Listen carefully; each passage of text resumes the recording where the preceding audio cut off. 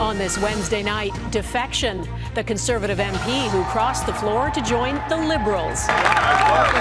Why he did it, how his constituents and his old party feel, and how it affects the vote on the budget. Major loss to livelihoods. It's the top employer in the whole region, not just our town. The fire that destroyed a Newfoundland fish plant. The rising death toll after this terrifying explosion. What happened moments before a cargo plane burst into a fireball. Plus, burial plot twist. Père Lachaise is quite simply the most magnificent cemetery in the world. The unusual lottery to win a grave alongside some famous stars. But there's a catch.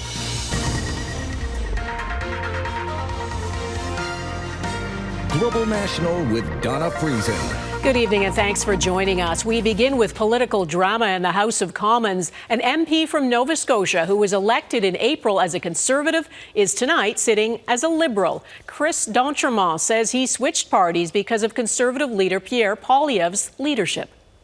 I didn't find I was represented there. That my ideals of an Easterner, of a red Tory, I mean, quite honestly, of trying to find ways to find solutions and help your community rather than trying to oppose everything that's happening.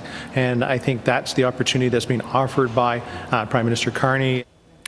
And he claims there are other Conservative MPs who are considering crossing the floor. If that is true, Liberal Prime Minister Mark Carney could end up with a majority government without having to hold another federal election. David Akin begins our coverage tonight. A coup for Mark Carney. Former Conservative Chris d'Entremont was welcomed into the Liberal caucus, literally with open arms. That welcome followed an early morning press conference with the Prime Minister, where d'Entremont was asked, why did he do it? I wasn't feeling that I was aligned with the ideals of what the Leader of the Opposition had been talking about. The Liberals now have 170 votes in favor of their budget, but they need 172 to get it passed. We'll speak to anyone, publicly or otherwise, that can support us. D'Entremont hinted there might be some other Conservatives who feel as he did.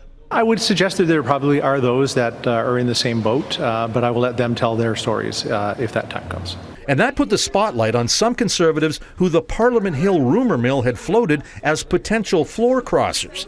Quebec Conservative Dominique Vian was one of those. She told reporters she's not going anywhere. Ce sont des rumeurs que je trouve bien tristes. And that those rumors were sad. In the meantime, other Conservative MPs had nothing but contempt for d'Entremont. He's a coward. A floor crosser is disingenuous, disloyal, selfish, and opportunistic. I think it's shameful what he did. It's just been very disappointing. Yeah, it's kind of a betrayal of the team. D'Entremont shrugged it off. Well, I think they should look at themselves and see if they're offering the right thing to Canadians. In any event, Liberals seem more confident now that somewhere over the next 12 days, they will find the 2 votes they need to win a confidence vote on November the 17th. I think there's a lot to like in this budget for people who might have opted to vote Conservative at one point in time. But if that confidence is misplaced and the Liberals fail to win that confidence vote, well, that sets up an election that would take place on Monday, December 29th or Monday, January the 5th. Donna. Okay, David Akin in Ottawa, thank you. Chris d'Entremont's defection to the Liberals came as a surprise to many voters in his Nova Scotia riding, where he's been elected 3 times as a Conservative. Heidi Petrachik went to Acadie, Annapolis to talk to his constituents. In this rural Nova Scotia riding, there's surprise. Is that right? You got to do what you got to do. Dismay and skepticism. I never heard this now. I don't like it. If he's switching from one to the other, if that makes a difference for us, then let's pat him on the back and shake his hand. But I doubt that it will. But there's also support for the MP who crossed the floor from Conservative to Liberal. That's what he wants to do, so why not? I feel it's better to have a representative that's with the government. Chris d'Entremont is well known, starting more than 2 decades ago in provincial politics as a Conservative MLA. Provincially, he was popular, and he's been He bucked the trend. In the federal election, d'Entremont squeezed out a win here with just 533 more votes than the Liberal candidate, and that made him the only Conservative MP in Nova Scotia. Yet his differences with federal Conservative leader Pierre Poilievre are not unexpected. He's a classic red Tory, Nova Scotian red Tory, progressive Conservative, and that's kind of a vanishing breed inside the Conservative caucus. It still stings for longtime Conservatives like Brian Hurdle, who worked on all of d'Entremont's federal election campaigns. At the end of the day, I really think that this was a very selfish maneuver by our MP, and I'm disappointed. A former president of the federal Conservative Party going so far as to call it a personal betrayal online. And Chris promised me and promised a lot of people that he would be our voice as part of the official opposition in Ottawa. In the end, we're always trying to find ways to work together to solve issues that are important to our communities, and I didn't see it by sitting in the opposition. d'Entremont is staking his political fate on the governing Liberals. Heidi Petracek, Global News, Kingston, Nova Scotia. The challenge for the Liberals now is to sell their budget to Canadians and get it passed in Parliament. It is getting mixed reaction from the business community. The Business Council of Canada says it has some positive measures, such as the focus on infrastructure and defence spending, but believes more work is needed to stop the outflow of capital from the country. Mackenzie Gray has more reaction.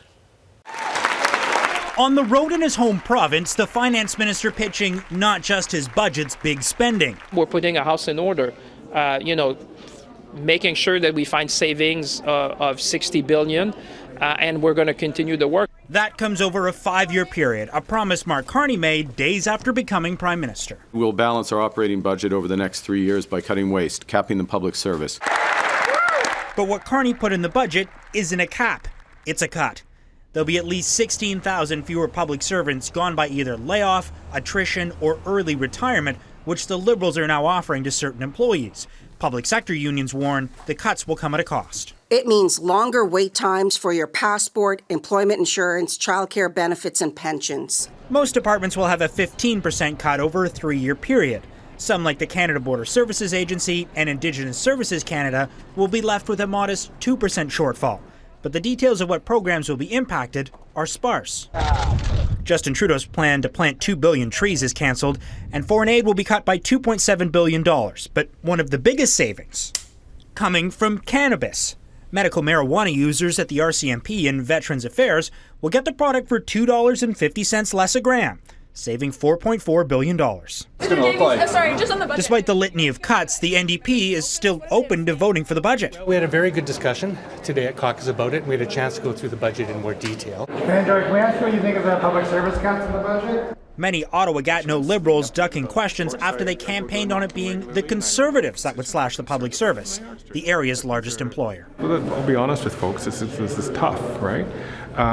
But I could say it's a lot better than what had happened during the time with Mr. Harper. Except that's not true. Charts in the budget show that the Carney public service cuts will actually exceed Stephen Harper's reductions, Donna, with the Liberals promising a 4.9% cut in program expenses by 2029. Okay, Mackenzie Gray in Ottawa, thanks. The U.S. Supreme Court is in the midst of hearing a case that will have tremendous consequences for presidential power. It's considering whether the tariffs President Donald Trump imposed on Canada and much of the world are legal. Lower courts have repeatedly ruled he overstepped his authority. As Jackson Prosco reports, the Supreme Court could undo his signature economic policy. Inside the Supreme Court, the majority of the justices seemed skeptical President Donald Trump's tariffs are legal or constitutional. Explain to me why as many countries needed to be subject to the reciprocal tariff policy as are. The justices questioned Trump's use of an Emergency Powers Act to impose tariffs. They seem to doubt the president's claims that trade imbalances and fentanyl from Canada and Mexico constitute national emergencies. Does the president have inherent authority over tariffs in peacetime? The administration ran into more trouble when lawyers for the government argued the tariffs are not intended as a source of revenue for the U.S. These are regulatory tariffs. They are not revenue-raising tariffs. The fact that they raise revenue is only incidental. It's a congressional power, not a presidential power to tax. And you want to say tariffs are not taxes, but that's exactly what they are. They're generating money from American citizens. In fact, Trump has regularly bragged about how much money his policy is bringing in. We've taken in hundreds of billions of dollars in tariffs, hundreds of billions, and we haven't even started yet. The case is also another major test of presidential power. It's laid upon the table. Taxes and tariffs are supposed to be approved by Congress, which Trump bypassed. Even conservative justices seem to fear allowing the tariffs to stand would further erode checks and balances on the presidency. This case is a situation where the government is asking for the broadest executive power. So that certainly could come into play in the justice's decision here. Even if the tariffs are struck down, there's likely little relief for Canada. Sectoral tariffs on steel and aluminum are a separate issue and would remain, while Trump has other options for reimposing reciprocal tariffs. The longer the tariffs stay in place, the more complicated their repeal will be. The court is expected to deliver its decision sometime before June of next year. Donna? Okay, Jackson in Washington, thank you. We will refuse to allow those who traffic in division and hate to pit us against one another. In this moment of political darkness, New York will be the light. That is New York City's newly elected mayor, Zoran Mamdani. He calls himself a democratic socialist. President Trump calls him a communist. Mamdani won resoundingly with his progressive policies, and his victory is one of several results in state and local elections that are seen as rebukes of Trump. Eric Sorensen reports. Out for a stroll in New York today, the city's first Muslim mayor. It's historic, but Zoran Mamdani's victory signaled a wider change of mood in America, an emphatic pushback against President Trump. If anyone can show a nation betrayed by Donald Trump how to defeat him, it is the city that gave rise to him. Off-year elections have fewer races, but there were only resounding victories for Democrats. In Virginia, the governor-elect said it sends a message beyond the state. Virginia chose pragmatism over partisanship. We chose our Commonwealth over chaos. The margin of victory for Abigail Spanberger in Virginia, almost 15 points. The Democrat in New Jersey won by 13. The New York mayor's race, the vote to retain Democratic justices in Pennsylvania, a voting rights ballot in Maine, and redrawing the congressional map in California, all went against Donald Trump's wishes by big margins. I don't think it was good for Republicans. The U.S. president is downplaying the results because he says his name wasn't on the ballot. And they say that I wasn't on the ballot was the biggest factor. But I don't know about that, but I was honored that they said that. Another warning sign for Trump, the massive turnout in California for redistricting to counter gerrymandering in Republican states to ensure more congressional seats. They rejected their efforts to blatantly rig the system to stay in power. What does it mean for Trump? Where he is now in terms of popularity is about as low as he has ever been. Matthew Lebo says the U.S. government shutdown, rising inflation, and the impact of tariffs may be taking a toll. And Ottawa, no doubt, is watching closely. There's a lot of different directions that Trump is, putting himself in jeopardy. And Canada, might be in position just a little bit more time for there to be some backtracking by Republicans and perhaps get rid of some of the newer tariffs. The U.S. president wasn't running in this off-year election, but it seems many turned out with Donald Trump in mind, whether his name was on the ballot or not. Eric Sorensen, Global News, Toronto. The U.S. Department of Transportation plans to cut air traffic by 10% at dozens of American airports starting on Friday if the U.S. government shutdown isn't over. At 36 days, it is now the longest government shutdown in American history. Democrats are blocking a funding bill because they want expiring health care subsidies extended. President Trump won't negotiate until they agree to reopen government. Many government services are temporarily suspended, and more than 1 million federal employees are on unpaid leave or working without pay.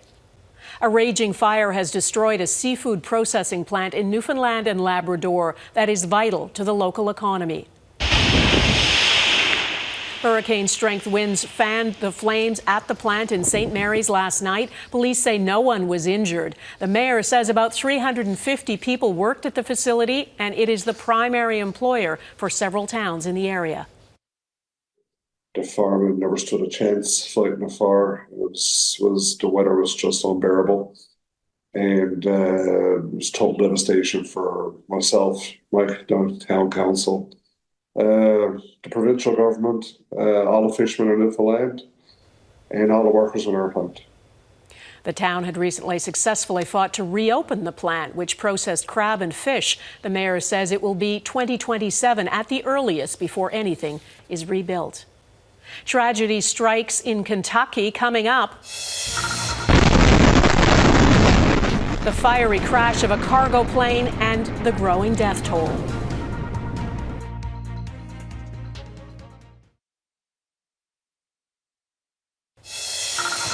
The U.S. National Transportation Safety Board is investigating this fiery plane crash in Kentucky. 3 people on board were killed, along with at least 8 people on the ground. The UPS cargo plane exploded shortly after takeoff yesterday, its fuel leaving a fiery trail of destruction. Mike Armstrong explains what witnesses saw and what we know about how it happened. Video shot by witnesses shows Flight 2976 barely got off the ground. Hold on. I think it's gonna crash, bro. Now, Flight Tracker shows the plane was traveling south. That route would normally mean flying over an industrial area. It instead crashed into it. The aircraft was fully loaded, carrying more than 140,000 liters of fuel for a long trip from Kentucky to Hawaii. Some are saying the scene was apocalyptic. This man was working at a local business and says the explosion knocked him off his feet. The flames were so bad. You can feel the heat from far away. And, we make a decision, run for our lives. That's all. It could have been significantly worse. Kentucky's governor is praising emergency crews for containing the fire that followed. He's also highlighting how the city might have gotten lucky. The crash was at 5:14 p.m. after many of the businesses in the area had closed and staff had headed home. Investigators are now on the ground in Louisville. They're asking anyone in the area who might find debris to call it in and not move it. They've divided into groups, each analyzing different aspects of what happened. We have viewed airport CCTV security coverage, which shows the left engine detaching from the wing during the takeoff roll. See, it's over to the left. Now, the plane's black box has been recovered. It was damaged by the impact and the fire, but investigators believe it should still be in good enough condition to provide some answers. Mike Armstrong, Global News, Montreal. A fast fashion flop ahead. What's behind this raucous reception for Shein in Paris?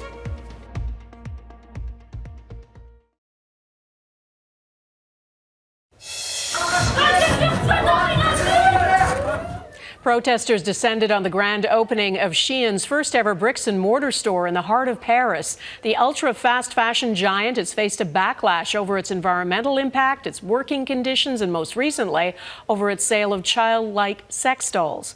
The French government is launching an investigation and moving to suspend the company's online platform. Israel returned the bodies of 15 more Palestinians today. The bodies were received by officials at Gaza's largest functioning hospital in Han Yunis. Yesterday, Hamas handed over the body of an Israeli soldier killed during the October 7th attacks. The exchanges have gone ahead, despite both Israel and Hamas accusing each other of breaching the terms of last month's fragile ceasefire.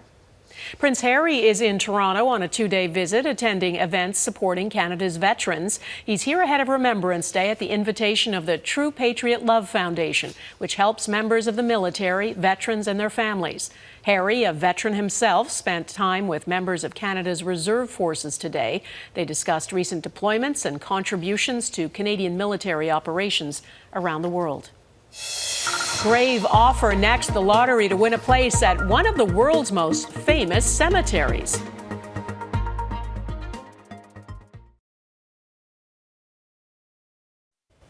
Paris is offering its residents a rare chance to share a space with some of the most renowned names in art, literature, and philosophy. The catch? They can't take advantage of it until they're dead.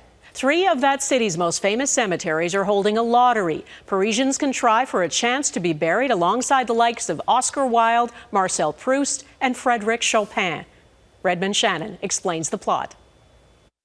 For millions of tourists who come to the City of Light, it is also the City of Death, attracted to Paris's famous Père Lachaise cemetery, the final resting place of dozens of artists, philosophers and bon vivants, from Oscar Wilde to Edith Piaf and Jim Morrison. Père Lachaise is quite simply the most magnificent cemetery in the world. Canadian YouTuber Jessica O'Neill has toured the storied tombs on her Museum Guide channel. She says despite the graveyard's prestige, some graves have been left in ruins. When you're walking around, you do see quite a few of them with their doors hanging open, broken glass on the ground. And that is primarily why the City of Paris is now offering 30 residents a chance to be buried in this and 2 other famed but full cemeteries under certain conditions. Elle s'engage à restaurer la tombe à l'identique, exactement. Paris Deputy Mayor Paul Simondon says anyone who commits to pay for the full restoration of an abandoned gravestone can then lease or buy the plot for their burial. Pour rassurer tout le monde, je vais déjà préciser, les tombes sont vides. But don't worry, he says, the remains of each original dweller have already been exhumed and interred elsewhere. He says the plan protects heritage while avoiding empty plots in a city where new graves are scarce. The lucky winners will be chosen by lottery in January. Redmond Shannon, Global News, London. And that is Global National for this Wednesday. I'm Donna Friesen. Tonight's Air Canada showcases Cultus Lake, BC, a pair of patriotic moose cutouts in Belle Isle Bay, New Brunswick, and Muskoka Bay in Gravenhurst, Ontario. Please keep them coming. Send your pictures of Canadian pride to Global National at globalnews.ca. And thanks for watching. Hope to see you here again tomorrow. Bye-bye.